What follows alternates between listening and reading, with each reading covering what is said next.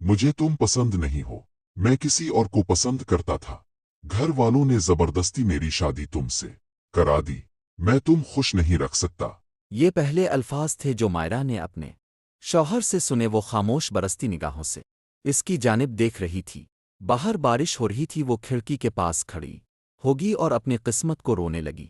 साद इसे बस एक नज़र देखता है। इसे बताता है कि मुझसे प्यार मोहब्बत की कभी उम्मीद नहीं रखना। मायरा का दिल टूट जाता है। वो कुछ नहीं कहती। साद बेड पर सो जाता है। थोड़ी ही देर में इसके खर्राटे सना देने लगते हैं। मायरा फर्श पर सो जाती है। पूरी रात वो रोती रहती है। सुबह वो एक नज़र साद को देखती है जो पुरसुकून सो रहा था। वो कुछ नहीं कहती और तैयार है कर नीचे आ जाती है। पहली सुबह वो सबके लिए नाश्ता बनाती है। इसका नाश्ता इतना लिज़ होता है कि सब घर वाले इससे बेहद खुश होते हैं। मगर साद नज़रें झुकाए बैठा रहता है। वक्त तेज़ी से गुजर रहा था मगर अलिफ ने दोनों के दरमियान वैसे ही फासले थे। बस उनकी दरमियान रस्मी सलाम दुआ होती है। मायरा घर की ज़िम्मेदारी बहुत अच्छे से संभाल रही होती है।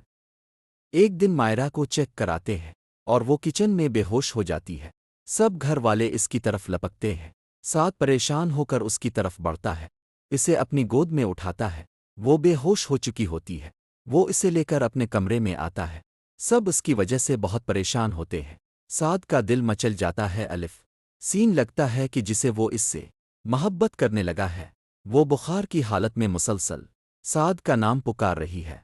साद इसकी हालत पर पशेमान होता है। वो इसके माथे पर पट्टियां रखता था।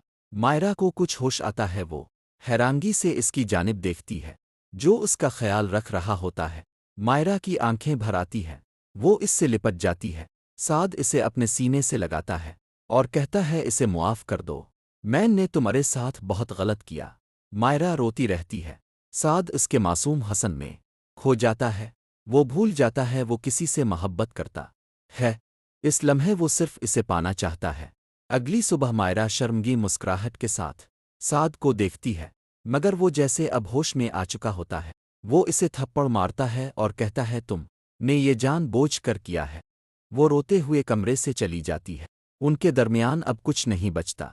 साद को अपनी गलती का शिद्दत से एहसास होता है। वो इसका रूया रूया चेहरा देखकर तड़प जाता है। वो इससे मुआफ़ी मांगने की कोशिश करता है मगर मायरा की बर्दाश्त खत्म हो जाती है।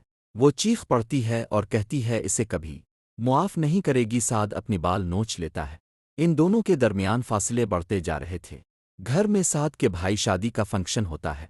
सब लोग खुश होते हैं मगर मायरा की उदासी सब महसूस करते हैं। मेहंदी की रात को जब मायरा छत पर अकेली होती है वो रो रही होती आवी। साद इसके पास जाता है और हाथ जोड़कर मुआफ़ी मांगता है। वो कहता है कि वो इसके बगैर नहीं रह सकता। मायरा इसे मुआफ़ कर देती है क्योंकि वो भी इससे मोहब्बत करती थी। रिश्ते में एक दूसरे को वक्त देना और मुआफ़ करने से रिश्ता खूबसूरती से आगे बढ़ता है।